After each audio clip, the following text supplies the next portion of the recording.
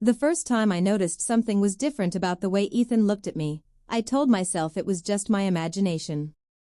He was my husband's son from his first marriage, a young man who had just turned 21, and he'd recently moved in with us while taking a gap year from college. I'd known him since he was 16, and I'd always treated him like family. But over the past few months, there had been a shift, subtle at first, like the way his eyes lingered a moment too long or the way he seemed to always find a reason to be near me when we were home together. My marriage to his father, Richard, had been rocky for a while. We loved each other, but the connection had faded.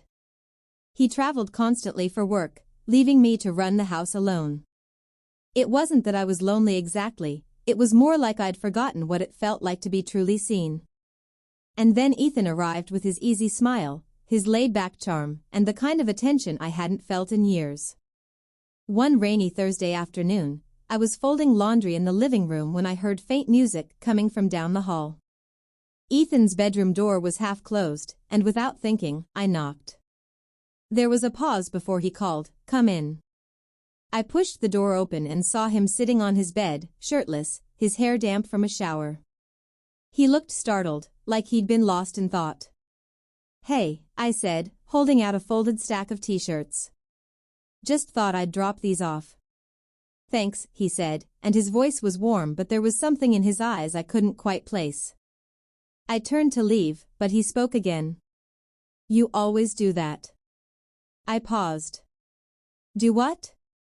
"Take care of me like, more than you have to," he said softly, almost like it wasn't meant for me to hear. There was a heaviness in the air between us, and for a moment I didn't know what to say. "Well, someone has to make sure you're okay," I finally replied, giving him a small smile before walking out. But the words stayed with me. Over the next week, the tension between us built in ways I couldn't ignore. We'd end up in the kitchen at the same time, reaching for the same coffee mug, our hands brushing.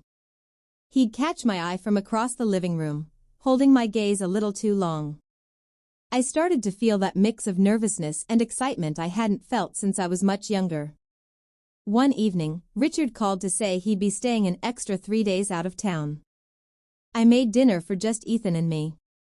We sat across from each other, the warm light from the kitchen making the moment feel more intimate than it should have.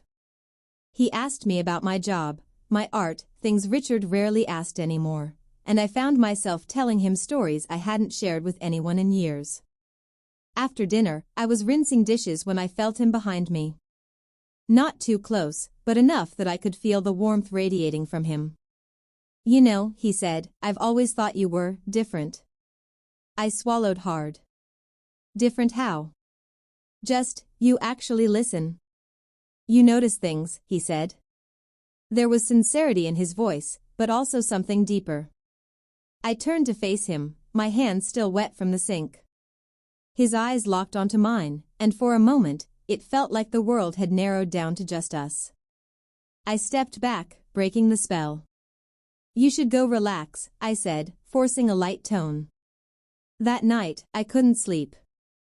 My thoughts kept circling back to him, his voice, the way he looked at me, the unspoken questions hanging in the air between us. I told myself it was wrong to feel this way. But desire has a way of ignoring reason. The next day, the weather turned unseasonably warm. I was out on the back patio reading when Ethan came out with 2 glasses of iced tea. He sat across from me, wearing a soft gray t-shirt that hugged his frame. We talked for a while about nothing, music, movies, his plans for when he went back to school. Then there was a lull in the conversation, and he leaned forward slightly.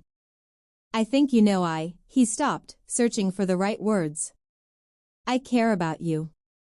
More than I probably should." My heart pounded. "Ethan," I started, but he cut me off. "You don't have to say anything. I needed you to know." It would have been easy to shut it down right there, to tell him it wasn't appropriate, to remind him I was married to his father. But the truth was, I had been feeling the same pull. I took a deep breath, trying to keep my voice steady. "You're not making this easy." He smiled faintly. "I'm not trying to make it hard.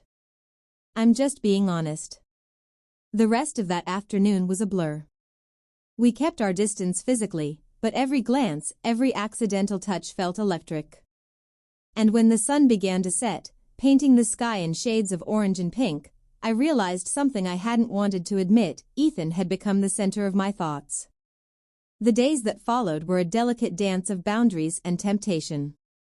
I'd catch him watching me when he thought I wasn't looking.